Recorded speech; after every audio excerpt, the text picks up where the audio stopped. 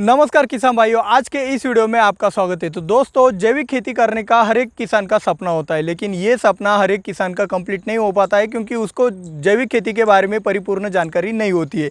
तो यही जानकारी पूरी देने के लिए आज हम लेके आए बिवेरिया बैसियाना के बारे में आपको परिपूर्ण जानकारी देने वाले हैं। उसकी कीमत, मोड ऑफ एक्शन क्या है, उसका डोज क्या होना चाहिए, उसका इस्तेमाल किस तरीके से करना चाहिए, किस तरीके से उसके रिजल्ट आपको नहीं मिलते, यह सब जानकारी आपको आज के इस वीडियो में, एक ही वीडियो में मिलने वाली। तो वीडियो को अंत तक ध्यान से जरूर देखना। और ज़्यादा देर ना करते हुए, मैं हूं दिवराज और आप देख रहे हो अन्न निर्माता। चलिए शुरुआत करते हैं आज के वीडियो की। दोस्तों, बिवेरिया बैसियाना सफ़ेद कलर की आपकी फंगस होती है और वही फंगस आपको अलग अलग नाम से मार्केट में अवेलेबल होती है। वो जिन जिन प्रोडक्ट में आपका बिवेरिया बैसियाना मिलता है उसमें कंटेंट तो बिवेरिया बैसियाना होता है, लेकिन उसका एक काउंट होता है। तो वो अलग अलग काउंट के रूप में आपको मिल जाता है। ज़्यादातर 10:5 वाला जो काउंट मिलता है, 10:9, 10:10, ऐसा अलग अलग काउंट वाले आपको मार्केट में ये जो बिवेरिया बैसियाना है वो मिल जाएगा। दोस्तों, बिवेरिया बैसियाना के मार्केट में दो प्रकार के ब्रांड आते हैं। एक लिक्विड फॉर्मुलेशन में आता है और एक पाउडर फॉर्मुलेशन में आते हैं। जो लिक्विड फॉर्मुलेशन में जो बिवेरिया बैसियाना का प्रोडक्ट आते हैं, वो उसमें सबसे बड़ी वाली कंपनी यानी कि मेरी मनपसंद कंपनी है टी स्टेन कंपनी का ये बायो पावर के नाम से आता है बिवेरिया बैसियाना। और टी स्टेन कंपनी का लिक्विड में भी बायो पावर से ही आता है और पाउडर फॉर्मुलेशन में भी वो बायो पावर के नाम से आता है। ग्रीन लाइफ बायोटेक कंपनी का ये ग्रीन बिवेरिया के नाम से लिक्विड फॉर्मुलेशन में आता है। विजय एग्रो इंडस्ट्री का ये बेविस्टर्क के नाम से लिक्विड फॉर्मुलेशन में बिवेरिया बैसियाना आता है। और पाउडर फॉर्मुलेशन में कहे तो उत्कर्ष एग्रो केम कंपनी का ये बिवे रोज के नाम से पाउडर फॉर्मुलेशन में आता है। और अमित बायोटेक का कंपनी का ये वाह के नाम से मार्केट में अवेलेबल आपको हो जाता है। तो दोस्तों, अभी हम जानते हैं कि बिवेरिया बैसियाना आपके फसलों में काम कैसे करता है। तो बिवेरिया बैसियाना बायोलॉजिकल फंज इंसेक्टिसाइड है, यानी कि ये फंगस है लेकिन ये इंसेक्ट को मारने का काम करता है। तो ये कैसे काम करता है?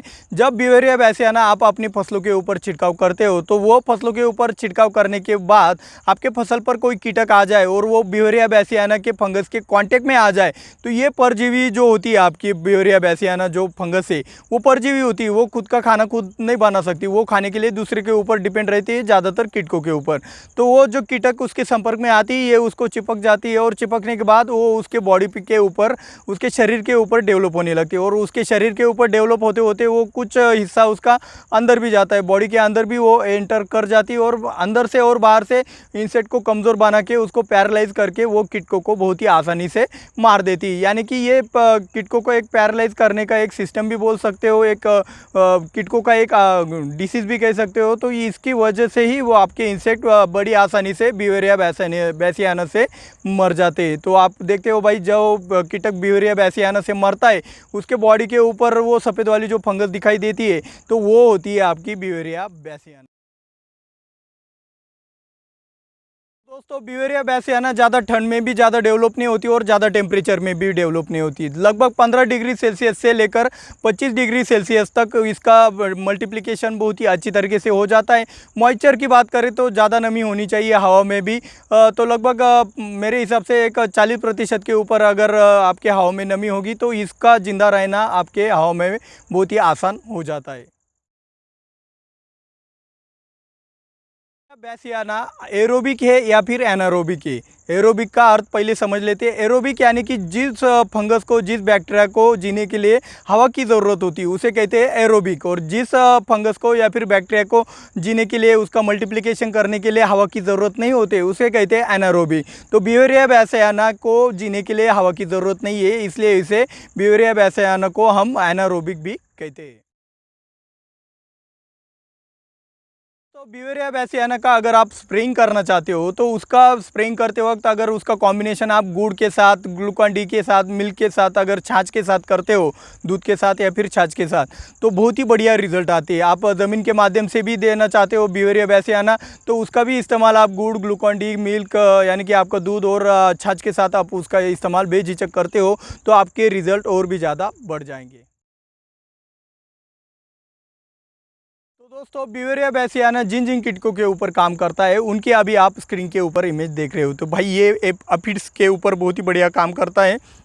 ये आपके वाइट फ्लाई के ऊपर भी बहुत ही बढ़िया काम करता है। वाइट फ्लाई कंट्रोल कर पाना, आपको पता है भाई, बढ़िया से बढ़िया दवाइयाँ फेल हो जाती है, लेकिन ये भी 100% काम नहीं करता है। अगर प्रिवेंटिव में ये अच्छे से डेवलप हो जाता है आपकी फसल के ऊपर, तो ये आपका ब्यूवेरिया बैसियाना वाइट फ्लाई को भी बहुत ही बढ़िया तरीके से कंट्रोल कर जाता है। ये मिलीबग के ऊपर भी काम करता है। हम ज़्यादातर एक्सपोर्ट में जो आपको ज़्यादा केमिकल इस्तेमाल नहीं कर सकते उस प्लॉट में, अंगूर के खेत में, तब हम ब्यूवेरिया बैसियाना का ही इस्तेमाल ज़्यादातर करते हैं। ये हॉपर्स के ऊपर भी काम करता है। हॉपर्स पता है 4-4 किलोमीटर तक वो उड़ते हैं, उसको कंट्रोल कर पाना किसी केमिकल से बहुत हद तक नामुमकिन जैसा होता है। तो हॉपर्स को कंट्रोल करने के लिए आप ब्यूवेरिया बैसियाना का भी इस्तेमाल कर सकते हैं। ये थ्रिप्स को भी अच्छी तरीके से कंट्रोल कर पाते हैं। थ्रिप्स तो पता ही है भाई, आपको बताने की कोई ज़रूरत नहीं। पीले पीले रंग के छोटे छोटे आकार के थ्रिप्स होते हैं जो आपके जो नई पत्तियाँ आने का सिस्टम रोक देते हैं। ये आपके जो चींटियाँ होती है, जो आपकी जंगली चींटियाँ होती है, इसके ऊपर भी बहुत ही बढ़िया तरीके से काम करते हैं। आप देखना भाई, बहुत से खेतों में अभी चींटियों का ज़्यादा प्रकोप था आपकी गर्मियों के सीज़न में, तो ये लाल चींटियों के ऊपर भी बहुत ही बढ़िया काम करता है। ये आपके जो स्टेम बोरर होता है, जो आपके पौधे के अंदर रहता है, आपका बैंगन हो गया, अंगूर हो गया, ऐसे फसलों में ज़्यादा दिक्कत देता है स्टेम बोरर, तो ये स्टेम बोरर के ऊपर भी बहुत ही बढ़िया काम करता है। और ज़्यादातर जितनी भी प्रकार की इल्लियाँ है, लगभग सभी प्रकार के इल्लियों के ऊपर आपका ब्यूवेरिया बैसियाना बहुत ही बढ़िया तरीके से काम करता है। और बात कहे तो भाई, ये इन कीटकों के साथ साथ माइट को भी अच्छे से कंट्रोल करता है। माइट यानी कि आपको पता है भाई, लाल लाल रंग के छोटे छोटे कीटक होते हैं जो आपकी फसल को एक ही रात में तबाह करने की ताकत रखते हैं। तो इसको भी कंट्रोल करने के लिए आपका ब्यूवेरिया बैसियाना बहुत ही अच्छा ठहरता है। तो ब्यूवेरिया बैसियाना का स्प्रेइंग करते वक्त आपको कुछ बातों का ख्याल रखना है। तो पहली बात आपको ये है कि किसी भी कॉन्टैक्ट फंजीसाइड के साथ आपको ब्यूवेरिया बैसियाना का स्प्रेइंग ही नहीं करना है, क्योंकि अगर आप कॉन्टैक्ट फंजीसाइड के साथ अगर ब्यूवेरिया बैसियाना मिलाते हो तो वो जगह पे मर जाएगा।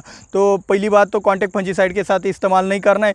दूसरी बात है कि किसी भी इंस्ट्रूमेंट में, आपकी टंकी हो गया, नली हो गया, या फिर स्प्रेइंग नोज़ल हो गया, या फिर स्प्रेइंग गन हो गया, ये आपके कॉन्टैक्ट फंजीसाइड उसमें लगा ना हो, उसके रेसिड्यू उसके ऊपर ना हो, जिसके कारण आपका जो ब्यूवेरिया बैसियाना है आपके फसल के ऊपर जीवित तरीके से पहुंच पाए। और तीसरी बात ये है कि भाई, आप जब ब्यूवेरिया बैसियाना का स्प्रेइंग करते हो तो कम से कम 3 से 4 दिन का गैप आपको कोई भी केमिकल फंजीसाइड में रखना है। तो ब्यूवेरिया बैसियाना आप किसी भी फसल में इस्तेमाल कर सकते हो, चाहे वो आपकी फसल सोयाबीन की हो, तूर की हो, मूंग की हो, अंगूर की हो, अनार की हो, कोई भी फसल हो, आपका ब्यूवेरिया बैसियाना सभी फसलों में बहुत ही अच्छी तरीके से काम करता है। अगर आप ब्यूवेरिया बैसियाना का स्प्रेइंग करना चाहते हो तो भाई, स्प्रेइंग करते वक्त आपको एक बात ध्यान में रखना है कि जब ब्यूवेरिया बैसियाना का आप स्प्रेइंग कर रहे हो तो वो वक्त शाम का होना चाहिए, या फिर सुबह जल्दी जल्दी भी आप उसका स्प्रेइंग कर सकते हो, लेकिन सबसे बढ़िया टाइमिंग तो आपकी शाम के वक्त अगर स्प्रेइंग करते हो तो बहुत ही बढ़िया रिजल्ट मिल जाते हैं। अगर आप सॉइल एप्लीकेशन कर रहे हो ब्यूवेरिया बैसियाना का, या फिर ज़मीन के माध्यम से दे रहे हो, तो आपके ज़मीन में अच्छी तरह से नमी होनी चाहिए, तभी आपको ब्यूवेरिया बैसियाना के बहुत ही अच्छे रिजल्ट मिल सके। तो ब्यूवेरिया बैसियाना के कीमत और डोज के बारे में बताने जाए तो हर एक कंपनी का अलग अलग डोज आता है। तो आप पैकेट के ऊपर देख लेना भाई, उस कंपनी का कौन सा डोज रिकमेंड किया है आपके फसल के ऊपर। वहाँ पे दोनों तरीके के डोज लिखे हुए होते हैं। एक आपका फॉलियर एप्लीकेशन यानी कि स्प्रेइंग के लिए कौन सा डोज इस्तेमाल करना है, आपका सॉइल एप्लीकेशन के लिए कौन सा वाला डोज इस्तेमाल करना है, ये दोनों बातें वहाँ पर लिखी होती है। और अलग अलग कंपनियों के ब्यूवेरिया बैसियाना के अलग अलग दाम होते हैं। मैं यहाँ पे डिस्क्रिप्शन में आपको दाम के लिए एक देखने के लिए बताता हूँ कि एक लिंक दे रहा हूँ, आप उसको भी चेकआउट कर सकते हो। अगर उससे भी अगर आपको दुकान में सस्ता वाला मिलता है तो वो ज़रूर लीजिएगा, लेकिन पाउडर फॉर्मुलेशन ज़्यादा इफेक्टिवली काम करता है। ये मेरा ज़्यादा अनुभव है ब्यूवेरिया बैसियाना के बारे में। तो दोस्तों, जब आपके फसल के ऊपर कोई डाउनी मिल्ड्यू का अटैक होता है, पाउडरी मिल्ड्यू का अटैक होता है, तो तब आप जो भी फंजीसाइड डालते हैं तो उससे वो 100% कंट्रोल नहीं होता है। यहाँ पे हमें एक सीखने को मिलता है कि भाई, केमिकल इतना भी पावरफुल नहीं कि वो फंगस को मार सके। अगर इसी तरह पाउडरी मिल्ड्यू और डाउनी मिल्ड्यू की जगह हम दूसरी वाली फंगस डेवलप कर ले हमारे फसलों के ऊपर पहले से ही, तो हमारे फसलों के ऊपर देखो भाई, ट्राइकोडर्मा का बताया था मैंने आपको, ट्राइकोडर्मा दूसरे फंगस को खाती है। आपका ब्यूवेरिया बैसियाना अभी अभी बताया बिवेरिया बैसियाना दूसरे कीटकों को खाती है, तो खाती है मतलब उसको एक पैरालाइज कर कर मारती है, वो उसका खाना ही होगा एक तरफ से। तो इसी तरीके से अगर आप पहले से ही अगर आपके फसलों के ऊपर अगर फंगस का मल्टीप्लिकेशन कर पाओगे तो आपको ये जो खर्चा है वो कम हो जाएगा, आपको ऑर्गेनिक के भी रिजल्ट अच्छी तरीके से मिल पाएंगे। अगर आपको ट्राइकोडर्मा के बारे में ज़्यादा जानकारी चाहिए तो इस वाले वीडियो के ऊपर क्लिक करके आप वो वाला वीडियो देख सकते हो। मिलते हैं अगले वीडियो में। जय जवान।